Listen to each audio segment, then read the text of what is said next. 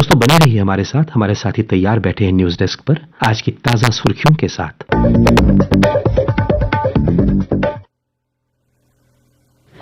धन्यवाद राकेश।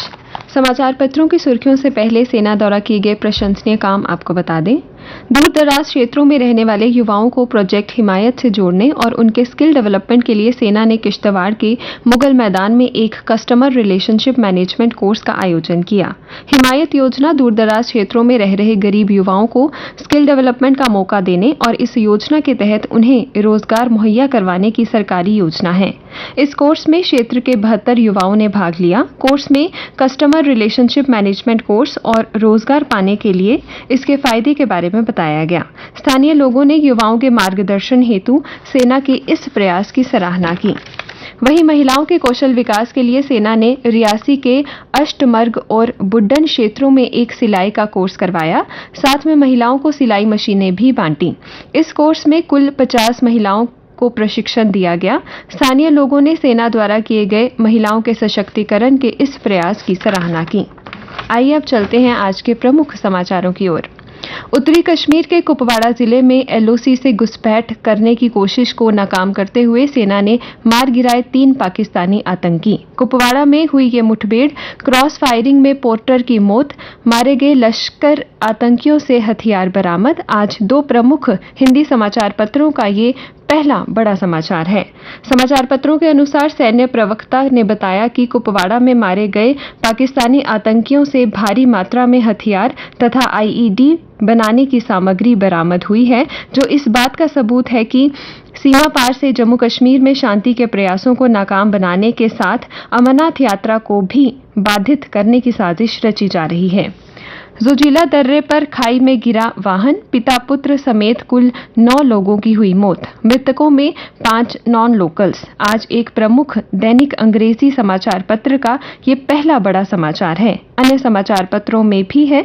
समाचार पत्रों के अनुसार करगिल से श्रीनगर आ रही थी टवेरा गाड़ी, चीनी नाले के पास देर रात हादसा। वाहन चालक पुंछ के अजहर इकबाल की भी गई जान। एक घायल का इलाज अस्पताल में चल रहा है। उपराज्यपाल श्री मनोज सिन्हा ने इस दुखद घटना पर शोक जताया है। कृषि क्षेत्र में चुनौतियों से निपटने को स्मार्ट टेक्निक की जरूरत, कहा उपराज्यपाल मनोज सिन्हा ने। उन्होंने स्क्वाश कश्मीर में 3 दिवसीय राष्ट्रीय सेमिनार का किया उद्घाटन। आज ये समाचार एक दूसरे स्थानीय अंग्रेजी समाचार पत्र का पहला बड़ा समाचार है। अन्य समाचार पत्रों के अंदर के पृष्ठों में भी है। परिवारवादी दल देश के दुश्मन, प्रधानमंत्री ने तेलंगाना में भाजपा कार्यकर्ताओं को किया संबोधित। आज एक प्रमुख हिंदी समाचार का प्रमुख समाचार यही है। पीएम ने कहा, अपने विकास के बारे में सोचते हैं परिवार की ओर से संचालित दल। पीएम ने चेन्नई से किया रोड शो, उमड़ा जनसमूह। 31,500 करोड़ से अधिक के विकास कार्यों का किया उद्घाटन। ये समाचार भी समाचार पत्रों में हैं। मुख्य पृष्ठों के कुछ अन्य समाचार। जम्मू कश्मीर में 1,395 पंचायत सचिव होंगे भर्ती। 6 जून से कर सकेंगे आवेदन। सरकारी नौकरी का मौका, स्नातक पास होंगे पात्र। जिला स्तर पर होगी भर्ती। 1 जून से महंगा हो जाएगा मोटर बीमा। अब खरीदार को ऑनलाइन ट्रांसफर कर सकेंगे आरसी। वाहन मालिक और खरीदार दोनों को ऑनलाइन प्रक्रिया से मिलेगी राहत।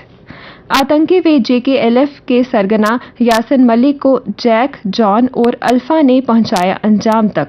एनआईए ने कुछ गवाहों की सुरक्षा और पहचान छिपाने के लिए दिए थे कोड नाम। बधरवा एग्रीटेक का संभावित गंतव्य, कहा केंद्रीय मंत्री डॉक्टर जितेंद्र सिंह ने।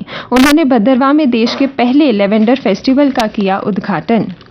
केंद्रीय गृह राज्य मंत्री अजय कुमार मिश्र ने कहा कि कुछ हाथों में सत्ता होने से प्रदेश का विकास रुका रहा।